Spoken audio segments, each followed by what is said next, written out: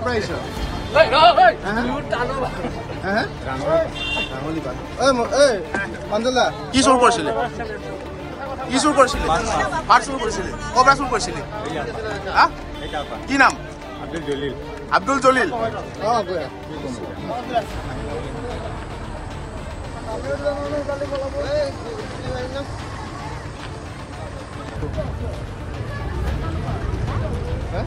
নহয় নহয় এই বেলেগ মানুহ এই তাতে সেৱা কৰি থাকোঁতে পকেট মাৰি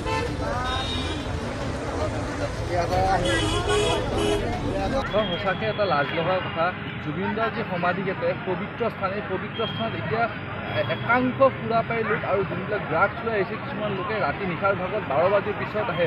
SOP জাৰি কৰাৰ পিছতো SOP ভংগ কৰি তেখেতসকলে আহি কিনে ইয়াতে উত্তাল নৃত্য কৰে আৰু লগতে জুবিনদাৰ যি গান সেই গান এক বিকৃত ৰূপত তেখেতসকলে গানবোৰ গায় আৰু বিকৃত ৰূপত তেখেতসকলে নৃত্য প্ৰদৰ্শন কৰে। আৰু এইবিলাক এনেকুৱা ধৰণৰ কুকাৰ্য আচলতে জুবিন ক্ষেত্ৰখনত এটা তেখেতসকলে নিজক সন্মান দিবলৈ আহিছে লাজতহে পেলাইছে। এনেকুৱা ধৰণৰ কুকাৰ্য নকৰিবলৈ আমি তেখেতসকলক সুখীয়াইছোঁ আৰু লগতে প্ৰশাসনক আমি দাবী জনাইছোঁ যে প্ৰশাসনে এইবিলাক মানুহৰ ওপৰত যাতে কঠোৰ শাস্তি প্ৰদান কৰে আৰু যাতে এইবিলাক লোকক কোনো কাৰণতে নিশা SOP জাৰি হোৱাৰ পিছত যাতে এইবিলাক লোকক এই পবিত্ৰ স্থানটোৰ ভিতৰলৈ সোমাব নিদিয়ে তাৰ বাবে প্ৰশাসনে এটা উচিত SOP এখন হাতত লয় আৰু লগতে তেখেতসকলে যাতে এনেকুৱা ধৰণৰ লোকক আৰু আমি কিছু সংখ্যক কেইদিনমানৰ পৰা দেখিবলৈ পাইছোঁ পকেট মাৰৰ সৃষ্টি বহুত হৈছে।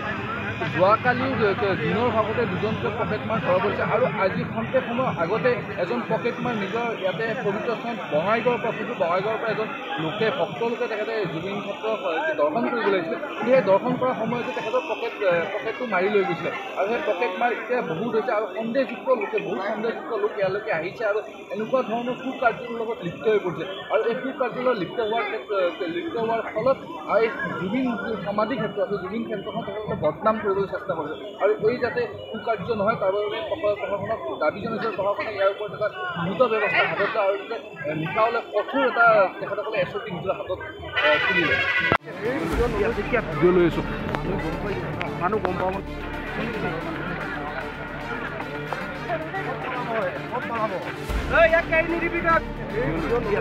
ভিডিঅ' লৈ আছোঁ মানুহ গম পাব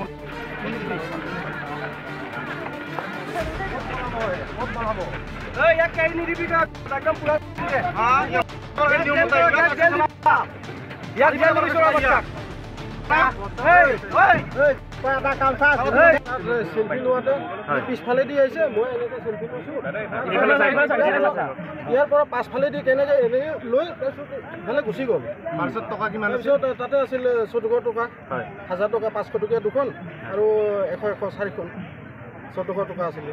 তাৰপিছত ইয়াত চেল্ফি লোৱাৰ পিছত তাত গ'লোঁ তাত চালোঁ ঘূৰি পিনি আহি তাত জোতা পিন্ধি পাৰ্চটো চালোঁ পাৰ্চটো দেখোন নাই একদম মানে শ্বৰ্ট খোৱা নিচিনা হৈ গ'ল। মোৰ তাতে ডকুমেণ্ট আছিলে অলপমান গাড়ীৰ ডকুমেণ্ট লাইচেঞ্চ। এতিয়া ক'ত পালে? এতিয়া মানে সেই লগে মই তাত গ'লোঁ মই পুলিচ ওচৰত তাত বোলো ছাৰ এনেকুৱা বোলে আহকচোন CC কেমেৰাটো হেৰি কৰোঁ চেক কৰাৰ পিছতেই মানে গম পালোঁ সি বোলে অলপমান ধৈৰ্য ধৰ আমি মানে বিচাৰি আছোঁ। তাৰপিছত ময়ো বাহিৰত ওলোৱাৰ পিছত মানে বিচাৰি দুজনমান মানুহক আমি সন্দেহ কৰি লৈ গ'লোঁ। তাৰপিছত তাতে CC কেমেৰা চোৱাৰ পিছত সি নহয়। তাৰপিছত আকৌ মানে বাহিৰত আহিলোঁ বাহিৰৰ ইফালে চোৱাৰ পিছত এইজন আমাৰ পুলিচ ছাৰে কি কৰিব বোলে আহকচোন ধৰা পৰিছে কোনো। তাৰপিছত আমি বঙাইগাঁৱৰ পৰা আহিছোঁ। আমি বঙাইগাঁৱৰ পৰা 42জন মানুহ হৈছোঁ।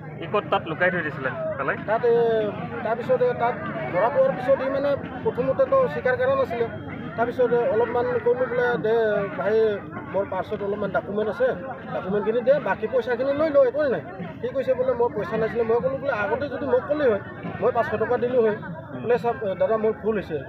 তাৰপিছত এই নকয় তাৰপিছত ডাইৰেক্টলিতো আমি CC কেমেৰা দেখুৱাই দিলোঁ বোলে ইজন কোন বোলে এইটো মই বোলে মোৰ লগতে আছে এনেকুৱা কৰি। তাৰপিছত সি ক'ল বোলে ক'ত আছে বুলি পাৰ্চটো ওলাই দিয়া।